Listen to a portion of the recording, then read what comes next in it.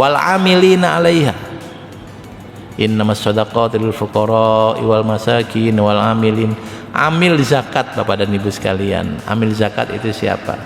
Amil zakat adalah orang yang secara profesional mengurus zakat. Ingat, zakat itu untuk orang miskin, Pak ya. Supaya bisa dikelola dengan baik dari pengumpulan dan distribusi, yang bekerja harus profesional.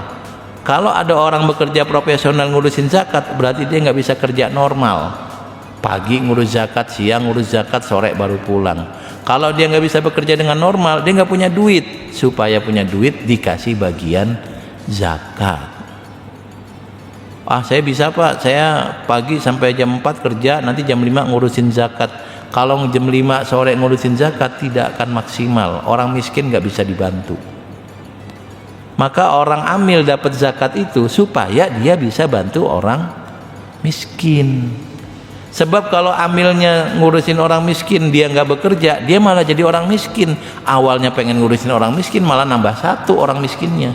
Ya amilnya itu tadi. Maka amil yang diperbolehkan ngambil zakat itu amil yang profesional, yang memang ngurusin zakat. Catatan buat kita kalau nanti jadi zakat fitrah petugas, lebih baik jangan ngambil bagiannya, karena bukan pekerja profesional. Yang profesional itu dari pagi sampai sore ngurusin, Pak. Lembaga-lembaga LAS itu, lembaga amil zakat atau BAS, badan amil zakat, itu pekerjaannya sangat serius, dari mulai pengumpulan, pengaturan, distribusi dan seterusnya.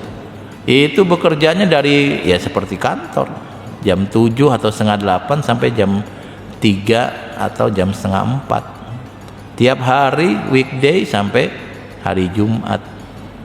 Lah kalau mereka nggak dikasih gaji, mereka nggak bisa membantu orang miskin, maka orang miskin tetap tidak terurus. Supaya bisa keurus, mereka harus profesional bekerja.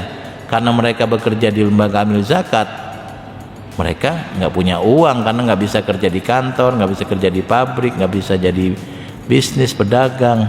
Yang awalnya mereka mau bantu orang miskin, malah nambah jumlah orang miskin. Jadi amil mendapatkan zakat supaya bisa bantu orang miskin.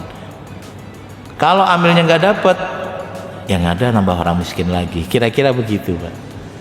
Nah ini juga penting buat kita untuk ingat, sehingga nanti ketika mengurus zakat itu paradigmanya ya bukan paradigma setengah-setengah nanggung, ya harus profesional. Dan ketika itu terjadi, kita berhak mendapatkan gaji yang sewajarnya.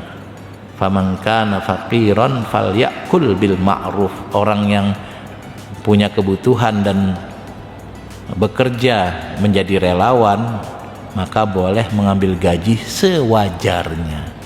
Jadi kalau Bapak nanti jadi direktur di LAS, ya sewajarnya berapa gajinya? Ya UMK lebih dikit. Tapi kan saya direktur, Pak. Ya direktur di perusahaan, uangnya banyak. Kalau di LAS harus sewajarnya. Nah, saya dulu kerja di LAS terbesar di Indonesia, Pak. Ya kita menyampaikan otokritik ke pimpinan karena struktur gajinya, levelisasinya tinggi, Pak. Ada level direktur, manajer, pegawai, level bawah lagi itu apa? Level lagi yang kelima nih OB. Sehingga disparitas gajinya itu kelihatan banget. Nah kita punya komitmen memang menjadi relawan. Relawan itu adalah orang yang rela bekerja untuk orang lain dan dapat gaji. Jadi kita bersyukur, karena itu dikuatkan untuk tidak meminta gaji tinggi. Kalau mau gaji tinggi ya pindah ke perusahaan. Kira-kira seperti itu.